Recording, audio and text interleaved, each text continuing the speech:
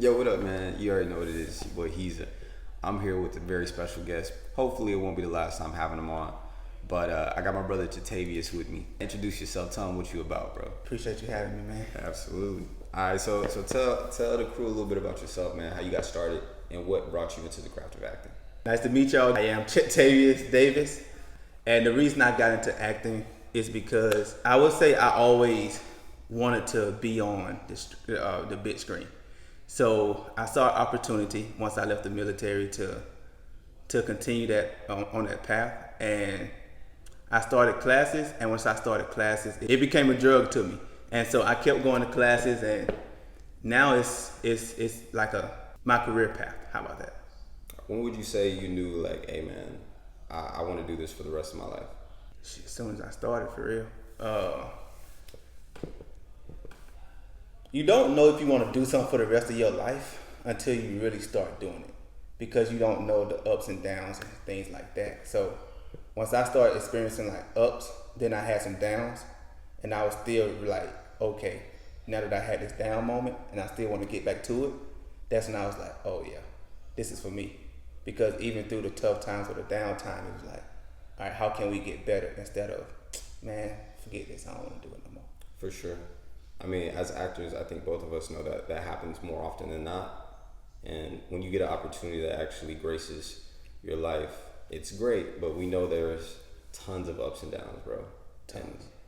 I mean, just our friend group alone, we like to share our wins, but it's a lot of waiting, it's a lot of no's, and you have to have tough skin to do so. So in that time frame, bro, how do you manage to stay motivated when it is, a dry spell, or you're not booking work for a short period of time, or, a long period of time?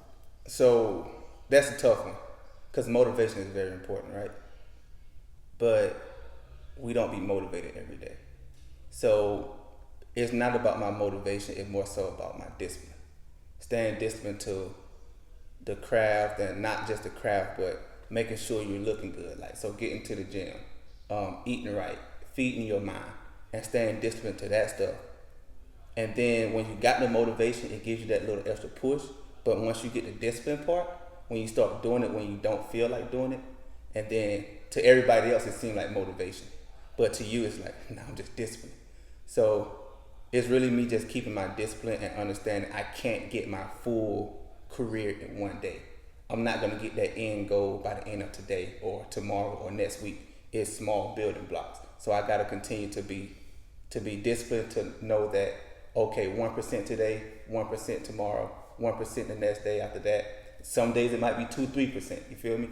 But staying disciplined and understanding that you're gonna have your ups and downs, but you just gotta keep pushing towards it. I think that was beautifully said.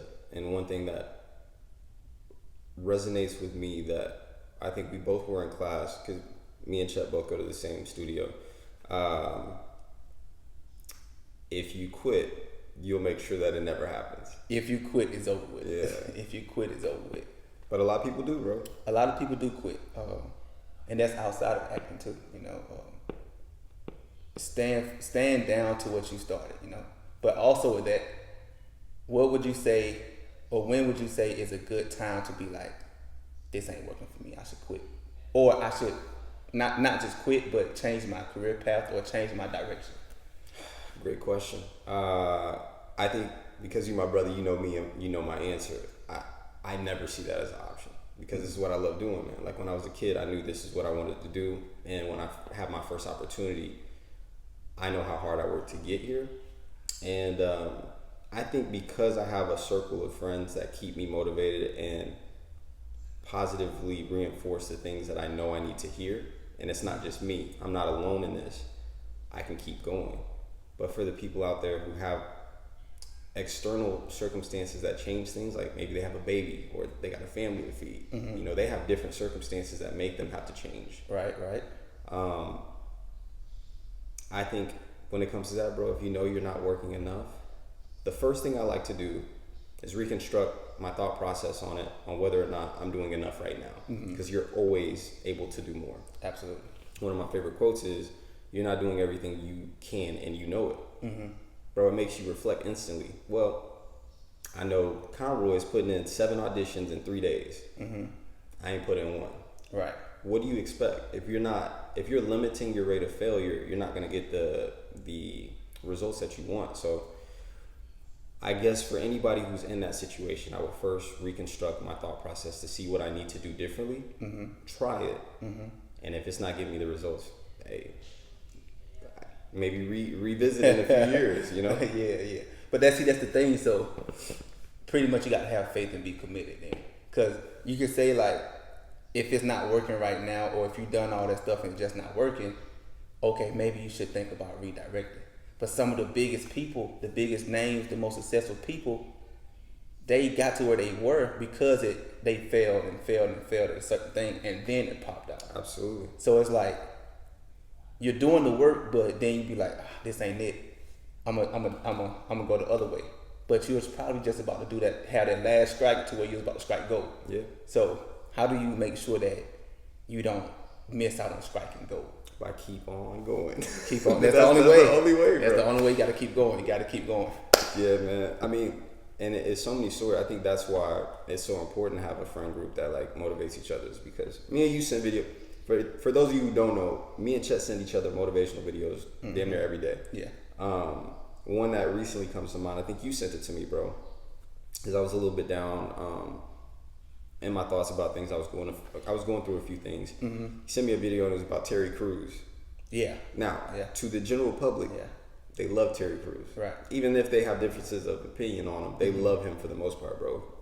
One of the best character choices in white chicks that I've ever seen. Right. But he got his first role, I think, in his 40s.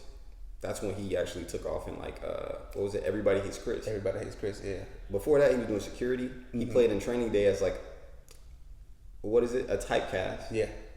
But you never know when your time is coming, bro. And that's why it's so crucial to keep at it, man.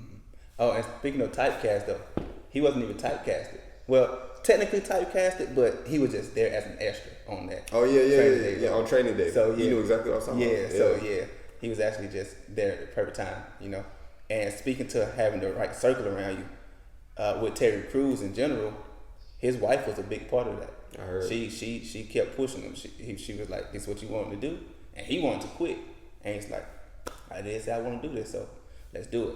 So having that circle and having the people that believe in you, but you got to believe in yourself too. So yeah, you're the anchor of it all. If you don't believe, man, you spit gold, bro. I'm trying to, man. Legit, man. I was just thinking, like, when it comes to our lives and the conversations we've had, bro, like, at the end of the day, nobody's rooting for you but you. I mean, later on, as you progress, that's when everybody want to jump on the bandwagon, bro. But they don't see that you were, bro, right now what we're doing. You know what I mean? I was working 16 hours, sleeping 4 hours, going to set, and shooting for 5 hours, going right back to work, bro. Sleepy as hell. Nobody knew, but they don't see that when I make it, bro. No. You knew that because we were on the phone talking about this. And vice versa, bro. You studying a script for 3-4 hours a day, bro. Your play isn't even for what, another month and a half? Another month. Yes, next month. October 25th through the 27th. So right now I'm studying for my first time being on stage.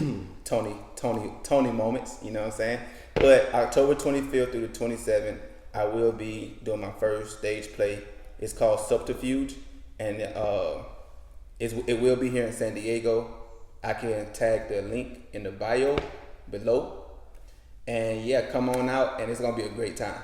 Get a ticket before it sell out though, because it's only one weekend and people are trying to come and see that, you know, because we got a great cast and they're all talented, and our director and producers, they did their thing with this one. I'm excited for it.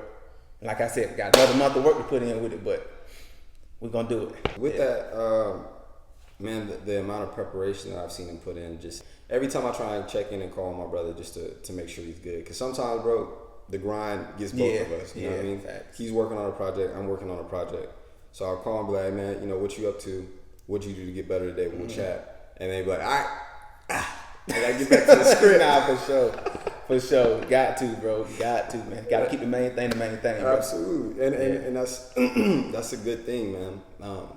It's so easy to get sidetracked in this industry or caught up. You know what I mean? We ain't got to bring up the topic we were just discussing. Absolutely. But all in all, the reason we're having this discussion is because we want to introduce ourselves as people who are currently working. We're currently studying the craft, and that's not anything to be taken lightly. The amount of time that we put in has gotten us to the place that we are at now. And with that, we want to take the next generation and help them to become whatever they're looking to be. A lot of people need mentors. I will say I'll take on that responsibility. I think Chet also takes some young guns under his wing as well. But I want to take more of a bigger role on that because I have been blessed with so much information from people in the industry. Chet as well. And for the most part, we an open book, I would say. Nah, I ain't no open book. I'm playing. I'm pretty much an open book when it comes to the work and giving out knowledge. But when it comes to my private life, I like to keep my private life Absolutely. life, you know what I'm saying? So, yeah, I would definitely say being a mentor is definitely important. And just so people know, when I started this, I started after I got out the Navy. So I had no clue on what I was doing. I literally met somebody that introduced me to the studio that I met Chris at. And honestly, I just dove in. I had faith. I trusted God.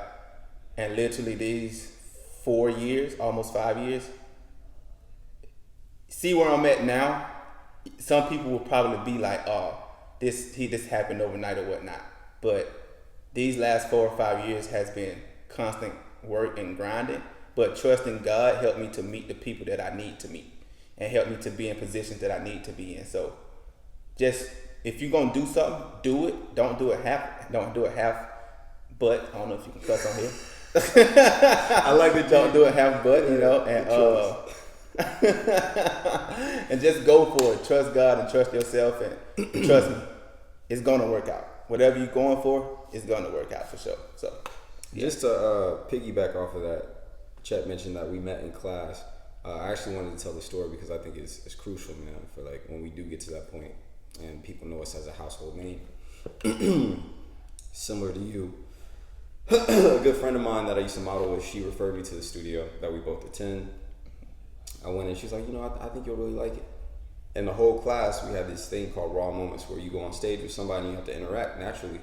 And if it's your first day, you might be nervous. Well, you were able to choose your partner and one person got to choose you. I chose Chet. And you have to tell them why you chose them. I was like, I don't know, bro. I just got a good vibe from you. You got confidence. Like everything that I want to be in this acting industry right now, you are. And he's like, oh, I appreciate that, brother. I appreciate that. And then we started. We got to it. And then we had our moment. And it was very uncomfortable because I wasn't used to looking people in the eyes. I wasn't used to having conversations like that were so, what would you call it? I wouldn't say intimate, bro, but like truthful. Truthful, yeah. Everything, every day in passing is kind of just, hey, how you doing? And then you go on about your business. We were locked in for 5-10 minutes. And afterwards, you remember what I told you, bro? I tell the story all the time. Yeah, you talking about, yo, bro, you're my nemesis. I said, you're my nemesis. And, man, yeah. And what I meant by that is like, the way that I live my life, if there's somebody in a position that I want to be in, I write down everything that they're doing to a T, and I try and implement that. And then once I level up, it's the next person. Mm-hmm. So it's always a stepping stool or a ladder or a mountain that I'm trying to climb. Right. And in the process, I had no idea, but I was like, man, I want to be friends with this dude, and this my dog, bro. For sure. That's my brother. Full circle. Yeah.